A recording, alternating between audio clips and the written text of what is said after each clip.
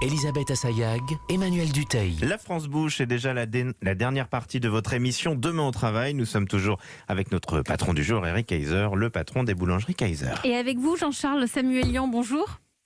Bonjour Elisabeth, bonjour Emmanuel. Vous êtes le PDG d'Alan. Alan, c'est une société d'assurance, une entreprise qui existe depuis 4 ans, 235 salariés. Et vous avez supprimé les réunions, les emails. Vous voulez donner le pouvoir aux salariés. Vous avez même créé un système de coach en ligne pour parler carrière avec vos salariés, que vos salariés peuvent consulter et échanger. Ils peuvent échanger avec lui toutes les 2 semaines. C'est pour ça qu'on vous a appelé. C'est pour ça que vous êtes dans Demain au travail. Racontez-nous. En gros, on pense, nous, chez Alan, que pour avoir un esprit sain, il faut un corps sain. Et que pour qu'une entreprise réussisse dans un monde qui bouge très vite, qui est très compétitif, il faut qu'elle ait des salariés qui soient très heureux d'être là et qui aient le pouvoir de prendre les décisions. Et du coup, on a construit une culture, en effet, autour de la transparence radicale, autour de la responsabilité distribuée, c'est-à-dire donner beaucoup de pouvoir aux salariés. On aime dire que chacun de nos salariés sont des despotes éclairés, c'est-à-dire qu'ils sont éclairés parce qu'ils vont chercher de l'information, mais des despotes parce qu'ils doivent prendre des décisions, et des décisions qui sont pas consensuelles pour qu'on avance. Et ça nous permet de travailler hyper bien à distance, de faire grandir les gens, de mettre de l'empathie dans le feedback et de casser pas mal de codes de la culture du management à la française. Quand on supprime les réunions, qu'on supprime les emails, on fait quoi à la place ? Alors, l'idée, c'est vraiment de se concentrer sur les problèmes. On utilise des outils et c'est une sorte de forum interne, nous, où à l'appel d'une réunion, on va juste poser à l'écrit le problème et taguer les gens, comme vous pourriez les taguer sur Instagram ou Twitter, pour qu'ils viennent vous aider à trouver une réponse à votre question. Ça ne veut pas dire qu'on ne se voit pas. Parfois, on fait des sessions à 2 ou 3 sur les tableaux blancs, mais ce qu'on déteste, c'est ces réunions à 5-10 personnes où c'est deux personnes à la voix un peu plus forte qui parlent et les autres qui sont sur leur smartphone. Non, nous, ce qu'on essaye de faire, c'est que ce soit la meilleure idée qui gagne, que ce soit transparent et accessible à tout le monde, parce que dans le forum, tout est accessible à tout le monde, qu'on puisse travailler d'où on veut et quand on veut. Donc nous, on dit aussi que notre bureau, c'est l'Europe, parce qu'on a des salariés qui travaillent un peu de partout. Quelle est la mesure dont vous êtes le plus fier, puisque vous avez créé une nouvelle façon de travailler, sans ces emails, sans ces réunions, en mettant les forums à la place des emails? Que reste-t-il de cela? Est-ce qu'il y a une mesure en particulier qui vous a marqué?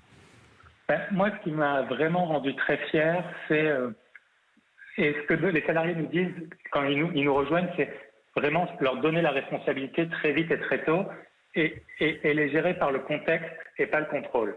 C'est-à-dire, c'est donner beaucoup d'informations pour aider les gens à prendre des décisions et pas leur dire quoi faire.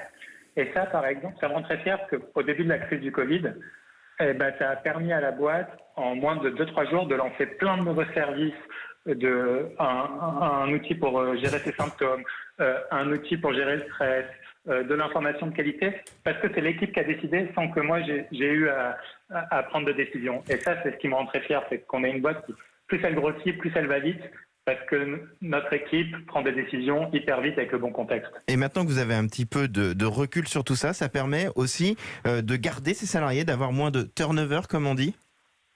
Ah oui, je pense que clairement, ce que cherchent aujourd'hui les salariés, ils cherchent du sens. Donc, rejoindre une entreprise qui a une mission avec laquelle ils sont alignés, et ils cherchent à avoir de l'impact et que leurs actions dans la boîte améliorent la situation pour les clients, nous on appelle nos membres, etc. Et du coup, oui, ça réduit très fortement le turnover parce que nous, chaque jour, ils voient qu'ils font avancer la boîte, ils peuvent modifier aussi la culture et la stratégie et les outils de la boîte. On a de documentation interne, chacun des salariés peut la modifier, et ça, c'est assez magique. Ouais. Et d'après vous, ce système peut fonctionner jusqu'à des milliers de salariés, puisque vous êtes passé très vite de 2 à 235 salariés, vous avez été créé, je crois, en 2016, si je ne dis pas de bêtises. Ça peut fonctionner comme ça pour des milliers de personnes? Alors, nous, ce qu'on nous disait, c'est quand on était 10, que ça ne marcherait pas quand on serait 100, quand on était 100, quand ça ne marcherait pas quand on serait 250. Du coup, on a tendance à penser que ça peut marcher à toutes les tailles, parce que justement, même plus ça marche de mieux en mieux, plus on est gros, parce que plus on est gros, plus avoir des gens qui sont responsables permet d'aller plus vite. En fait, plus on est gros, si vous avez des goulots d'étranglement, ça va devenir de plus en plus dangereux. Donc, je pense que réfléchir à sa culture d'entreprise et à comment on prend des décisions, tout le monde et toutes les entreprises devraient se poser cette question. Donc chacun ait son mot à dire pour pouvoir avoir l'impression que chacun fait partie aussi de cette prise de décision. Eric Kayser, notre grand témoin du jour, PDG des boulangeries Kayser. Vous en pensez quoi, vous, de cette nouvelle façon de manager où le salarié reprend une place très importante au sein de la structure? Je crois que c'est en tout cas intelligent. Je ne sais pas si tout est retranscriptable pour toutes les entreprises, mais c'est vrai que moi, j'aime pas faire ces réunions avec beaucoup de monde où il y en a qu'un qui prend la parole ou deux. Il a raison, ce monsieur.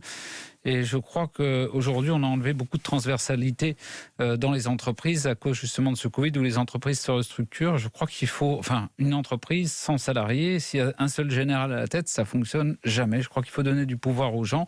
Il faut leur montrer qu'on a besoin d'eux, qu'ils font un beau travail, les encourager, les féliciter.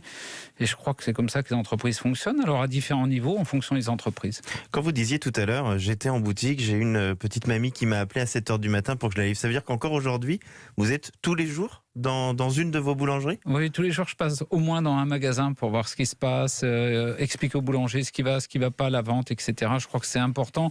Et puis les gens ont besoin de nous voir, ils sont contents. Jean-Charles Samuelian, vous êtes le PDG d'Alan. On vous remercie beaucoup d'être venu nous raconter votre nouvelle façon de manager. Vous redonnez le pouvoir aux salariés et toute votre méthode, vous l'avez écrite dans un livre qui s'appelle Healthy Business. Oh, c'était si bien prononcé. C'est en tout cas la fin de votre émission. Merci à notre grand témoin du jour, Eric Kayser, PDG des boulangeries Kayser.